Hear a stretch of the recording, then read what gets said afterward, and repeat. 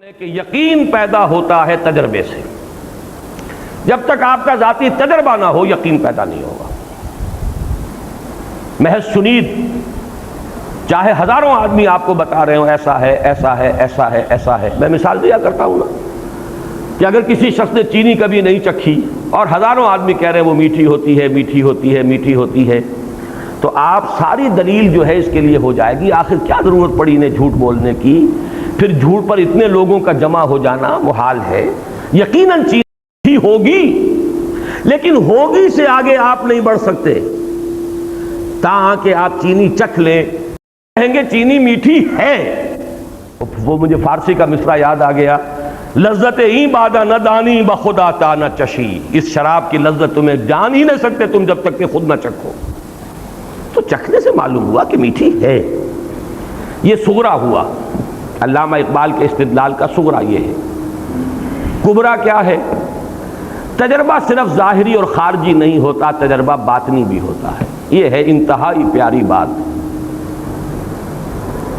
یوں سمجھیے کہ آب زر سے لکھے جانے والی بات، سونے میں تولی جانے والی بات.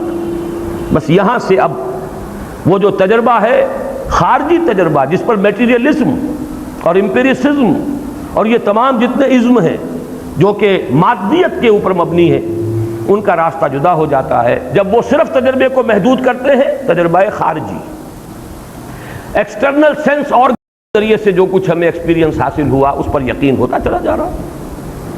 اقبال نے جو بات کہی کہ ایک تجربہ باطنی بھی ہوتا ہے، اندر کوئی چیز بتاتی ہے کہ یہ ہے اصل شے. قرآن کو آپ پڑھیں اور آپ کے اندر سے کوئی شے بتائے کہ یہ صحیح ہے، یہ بات ٹھیک ہے. دیکھنا تقریر کی لذت کہ جو اس نے کہا میں نے یہ جانا کہ گویا یہی میرے دل میں ہے. یہ ہے وہ شے.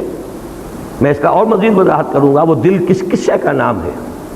ابھی یہاں تک صرف سمجھ لیجئے بات کو کہ اقبال کا فلسفہ ان دو دلیلوں پر ہے. یقین کے لیے تجربہ ضروری ہے، لیکن تجربہ صرف ظاہری نہیں اور خارجی نہیں ہوتا، تجربہ باطنی بھی ہوتا ہے. آپ کا اندر بتاتا ہے آپ کو کہ یوں ہے. یہ جو شے ہے قرآن کو پڑھتے ہوئے جب قرآن آپ سے ہم کلام ہو، اگر آپ کو اندر سے گواہی ملے کہ یہ صحیح ہے، وہ ہے وہ باطنی تجربہ جس کو ہم یوں کہہ سکتے ہیں کہ کوئی سمپیتھیٹک وائبریشن آپ میں پیدا ہوئی ہے. قرآن نے آپ کے شخصیت کے کسی باطنی تار کو چھیڑا ہے. یہ الفاظ زبان پر آئے ہیں تو مجھے ماہر صاحب کا شعر یاد آ گیا. ایسے کچھ تار بھی ہیں ساز حقیقت میں نہاں، چھو سکے گا نہ جنہیں زخم و مضراب حواس. یہ حواس جو ہیں ہمارے جو ایکسٹرنل سینس آرگنز ہیں، بعض حقیقت کے تار ایسے بھی ہیں جن کو یہ حواس نہیں چھو سکتے. یہ کچھ اور شے انہیں چھوتی ہے، انہیں حرکت میں لاتی ہے، اس سے نغمہ نکلتا ہے. وہ جو ہیں ایسے کچھ تار بھی ہیں ساز حقیقت میں نہاں، چھو سکے گا نہ جنہیں زخم و مضراب حواس. وہ تار ہیں جس کو اب میں تجزیہ کر کے بتا رہا ہوں. وہ شے کیا ہے؟ وہ ہے آپ کی وہ روح جس نے آپ کو انسان بنایا ہے. وہ روح ملکوتی، وہ ڈیوائن سپارک، وہ آپ کا روحانی وجود جس کا منبع، جس کا مسکن دل، یہ ہے جس کا احساس ہے، احساس باطنی ہے. یہ روح دیکھتی بھی ہے. قرآن مجید کہتا ہے نا فَإِنَّهَا لَا تَعْمَى الْأَبْصَارُ وَلَكِن تَعْمَى الْقُلُوبُ الَّتِي فِي الصُّدُورِ. آنکھیں اندھی نہیں ہوئی تھی ابو جہل کی اور ابو لہب کی، دل اندھا ہو گیا. یہ دل کا اندھا ہونا کیا ہے؟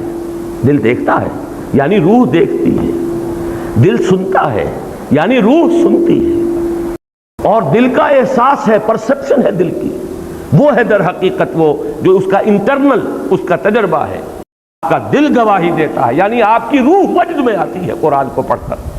ایک بزرگ ہیں اگی میں، وہ بہت ہی سادہ انداز میں بات کیا کرتے ہیں. بڑی پیاری بات ایک نے کہی کہ قرآن اور ہماری روح یہ ایک ہی گاؤں کے رہنے والے ہیں، پہچانتے ہیں ایک دوسرے کو. روح کہاں سے آئی؟ یہ سلوک روح قل روح من امر ربی. اور یہ قرآن کہاں سے آیا؟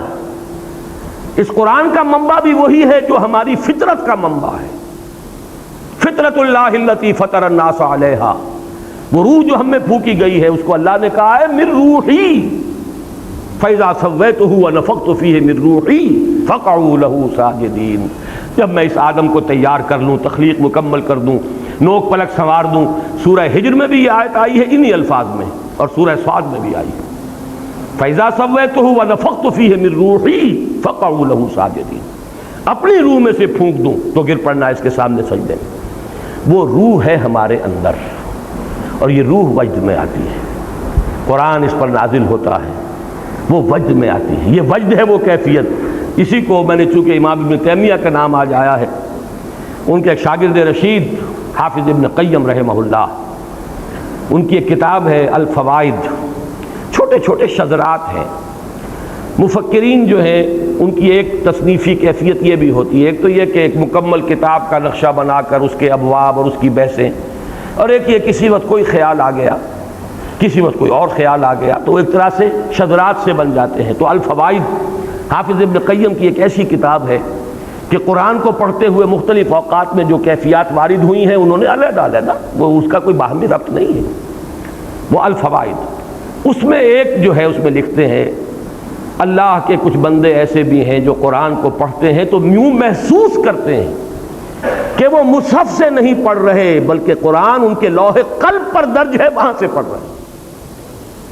اتنی ہم آہنگی ہوتی ہے ان کے فکر، ان کی سوچ، ان کے احساس، ان کی باطنی کیفیات، ان کی روحانی واردات اس میں، اور جو کچھ قرآن کہہ رہا ہے، اتنی ہم آہنگی ہوتی ہے، ایسی سمپیتھیٹک وائبریشن ہوتی ہے قرآن کو پڑھتے ہوئے کہ پھر ان کو وہ یقین کامل حاصل ہوتا ہے کہ جو میری فطرت کا منبع ہے وہی اس کلام کا منبع ہے. اور فطرت کا منبع کون ہے؟ فطرت اللہ التی فطر الناس علیہا، وہی اس کلام کا متکلم ہے. یہ فینومینن ہے، یہ طریقہ ہے جس سے قرآن اب ایک شعوری ایمان آپ کو عطا کرے گا. یہ ایمان اندھا بہرا نہیں ہوگا، یہ کانشس لیول کے اوپر ہوگا، آپ کے تھاٹ لیول پر ہوگا، آپ کی فکری سطح پر ہوگا. یہ قرآن آپ کی ہستی کے ان اندر کے تار جو ہیں، چھپے ہوئے تار جو حواس کی گرفت سے باہر ہیں، ان کو جنبش میں لائے گا. اس سے وہ نغمہ ملکوتی جو ہے وہ ظاہر ہوگا. اور اسی کو میں نے، جیسا کہ آپ حضرات کے علم میں ہے، سورہ نور کا جو رکوع ہے آیات نور والا، اس کے دروس میں اسی بات کو واضح کیا کہ ایمان جس شے کا نام ہے وہ نور ہے، اور یہ نور دو نوروں سے مل کر وجود میں آتا ہے، دو نوروں کے امتزاج سے. نور علی نور، ایک نور نور فطرت ہے یعنی نور روح جو اندر موجود ہے، ایک نور نور وحی ہے قرآن پاک جو آپ کے سامنے آتا ہے. اگر یہ دونوں چیزوں کی ہم آہنگی ہو جائے، اگر وہ لینگویج بیریئر ہٹ گیا ہو، نیت صاف ہو، طلب ہدایت ہو، اور اب یہ لینگویج بیریئر بھی نہیں ہے، ہم کلامی ہے، مخاطبہ ہے اللہ کے ساتھ اور قرآن کے ساتھ، یا کم سے کم قرآن مجید کو اپنے دل تک پہنچنے کے لیے کوئی راستے میں رکاوٹ آپ نے باقی نہیں چھوڑی ہے، تو اب آپ کو ایسی ہم آہنگی محسوس ہوگی. یہ دونوں نور جمع ہو جائیں گے. نور علی نور یہدی اللہ لنورہ من یشاء ویضرب اللہ الامثال للناس واللہ بکل شیء علیم. یہ ہے اصل راستہ. اللہ تعالیٰ نے حضور پر بھی صلی اللہ علیہ وسلم قرآن نازل فرمایا تو سورہ حدید کی ابھی آیت نمبر 9 ہے غالباً، جہاں جھنجھوڑا گیا مسلمانوں کو، گویا کہ مجھ سے اور آپ سے خطاب ہے. یہ تو آیت نمبر 7 میں ہے. کیا ہو گیا تمہیں مسلمانوں؟ کیوں ایمان پختہ نہیں رکھتے؟ یہ ڈھل مل یقین، یہ شکوک و شبہات والا ایمان، یہ ہوگا والا ایمان، یہ ہے والا ایمان کیوں حاصل نہیں ہو رہا تمہیں؟ وَمَا لَكُمْ لَا تُؤْمِنُونَ بِاللَّهِ وَالرَّسُولُ يَدْعُوكُمْ لِتُؤْمِنُوا بِرَبِّكُمْ وَقَدْ أَخَذَ مِيثَاقَكُمْ إِن كُنتُم مُّؤْمِنِينَ. اس کے بعد فرمایا هُوَ الَّذِي يُنَزِّلُ عَلَىٰ عَبْدِهِ آيَاتٍ بَيِّنَاتٍ لِيُخْرِجَكُم مِّنَ الظُّلُمَاتِ إِلَى النُّورِ وَإِنَّ اللَّهَ بِكُمْ لَرَءُوفٌ رَحِيمٌ. وہی تو ہے اللہ جو اپنے بندے پر صلی اللہ علیہ وسلم یہ آیات بینات نازل فرما رہا ہے تاکہ نکالے تمہیں اندھیروں سے روشنی کی طرف. کفر کا اندھیرا، شرک کا اندھیرا، الحاد کا اندھیرا، مادہ پرستی کا اندھیرا، خواہشات کا اندھیرا، جذبات کا اندھیرا، ان ہزار اندھیروں سے نکال کر نور ایمان میں لانے والی شے آیات بینات ہیں اس قرآن حکیم کی. یہ ہے اصل منبع، یہ ہے سرچشمہ. صحابہ کرام کے دلوں میں بھی حضور نے ایمان اس ذریعے سے پیدا کیا ہے. یتلو علیہم آیاتہ ویزکیہم ویعلمہم الکتاب والحکمہ. باقی اس پر مزید جس کو آپ کہیں گے بونس انہیں حاصل ہوا ہے وہ صحبت محمدی صلی اللہ علیہ وسلم. وہ بونس اب کسی کو حاصل نہیں ہو سکتا. البتہ یہ کلام پاک تو ہے، یہ تو حضور دے کر گئے ہیں. آپ کا جو آخری خطبہ ہے خطبہ حجۃ الوداع، اس کے آخری جملوں میں یہ بھی ہے قد ترکت فیکم ما ان اعتصمتم بہ لن تضلوا ابدا کتاب اللہ.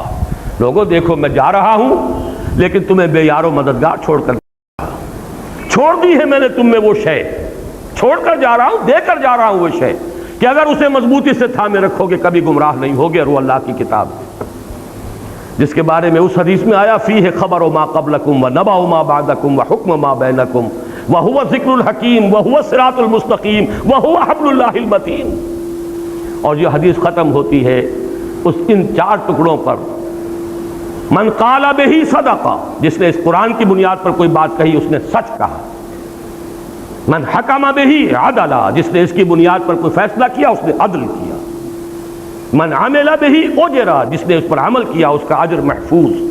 ومن دعا الیہ فقد ہدی الی صراط مستقیم، اور جس نے اس قرآن کی طرف بلایا کسی اور کو ہدایت ہو نہ ہو اس کی ہدایت ہو گئی صراط مستقیم کی طرف. یہ گارنٹی ہے محمد الرسول اللہ صلی اللہ علیہ وسلم کی طرف سے. یہ ہے ایمان کے حاصل کرنے کا اصل ذریعہ.